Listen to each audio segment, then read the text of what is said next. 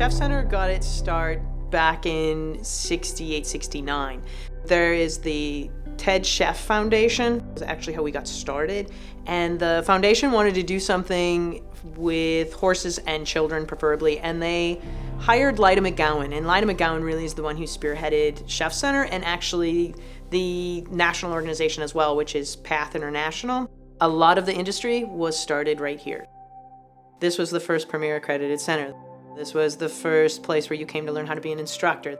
This is where you came to learn how to be an executive director. This is where you came to learn all the pieces. So ultimately, why the horse? The horse's anatomy is almost identical to that of a human. And so therefore, the way they move on their fours is how we would move if we were in fours.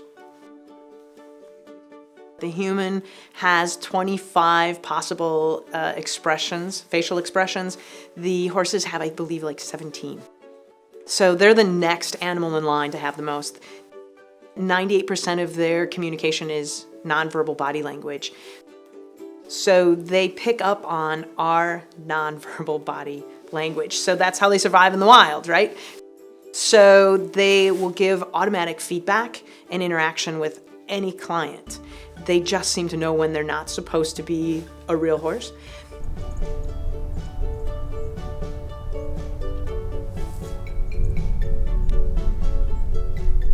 So a horse is really a non-judgmental creature, very basic instincts. You know, they're a prey animal, so they're really receptive to just the environment and the way that people could approach them. If I come at you like really aggressive, then, you know, the horse would be like, oh, you know, they're gonna eat me.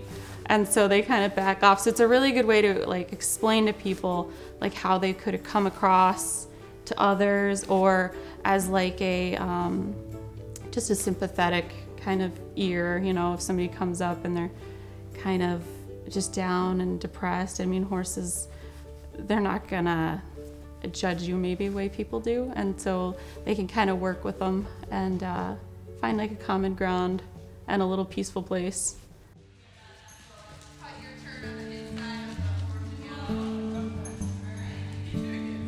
It helps me be myself and learn how to control my emotions and manage my feelings better. I have autism, so I'm a little bit high functioning autism. So it's more easy for me to get upset than others. So this helps me, because when you're on a horse, you have to be in control of yourself, because if you're not in control of yourself, the horse will notice. It makes me feel like I can do things without help. And that's pretty important to me, because I've always been not as independent as a lot of people could be. So it's very special to me to be able to be controlling a 2-ton animal on my own.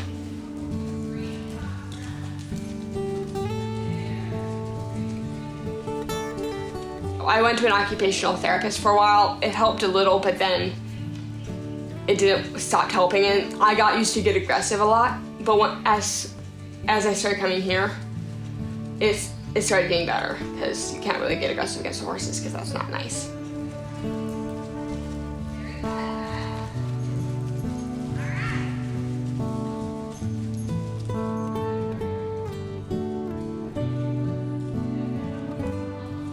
I have epilepsy, I have a tiny bit of test anxiety. That's why I started riding here, because my neurologist, I think, wanted me to like learn my left and right. And so he referred me to this place, because, you know, you steer with your left and right, and there was like other activities that would help me learn my left and right. I've been working here since 2017. I work back in the barn, but it's just amazing to see how these like clients have grown over the years with their riding. It's just truly an amazing place that I would highly recommend.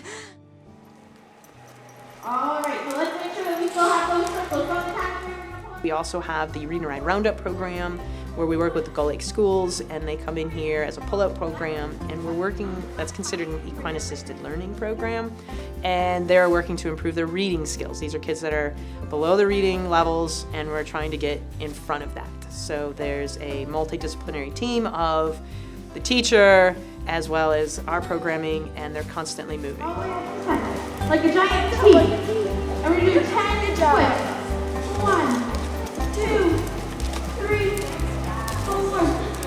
I've had some that have gotten on the first time and all they did was cry because they missed mom. And then 30 minutes later, like, this is the best 30 minutes of their life and they love it and they end up super happy and they love their horse and they ask for that specific horse and then they love their volunteers and it becomes the whole thing. And then sometimes they come in and they're like, oh my gosh, this is huge, this is a horse, and they love it too. So I've never seen anybody come in and not end up loving the horses. And you have to figure out what vowel sounds the picture tells you about. It's really interesting to see how the horses react. Ride and ride, the kids are a lot more independent than a lot of our clients are, and it's 2 back-to-backs. And the horses love read and ride. They just like take the little peanuts around and they think it's like the best thing ever. And then they turn around and then they go back to our like more involved TR lessons and they're even better there too. They just love the kids and they enjoy when they walk in and like you hear a wheelchair rolling in and like horses turn around and they get excited. It's real cool.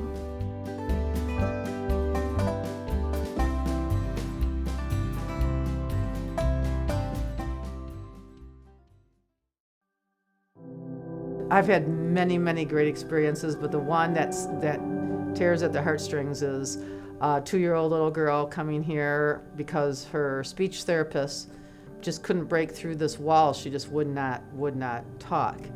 And they lived well over an hour away, and the mother wanted to bring her here, and the father didn't, and they had, they kind of had a little meeting of the minds.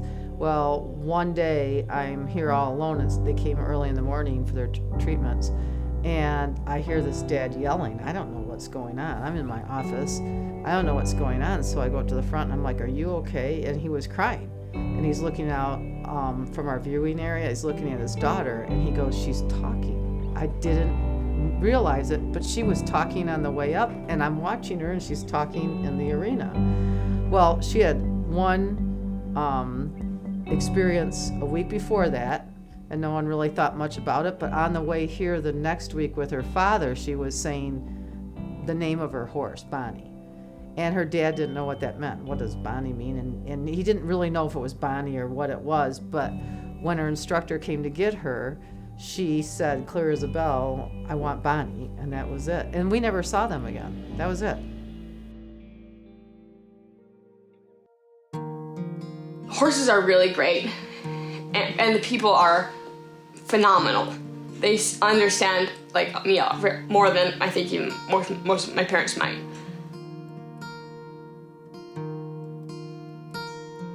This place is so special because it takes all my worries away, or like if I'm struggling with math or I got a bad math test, as soon as I drive up that little road and see like the brown, it's gone. Like, it's just gone.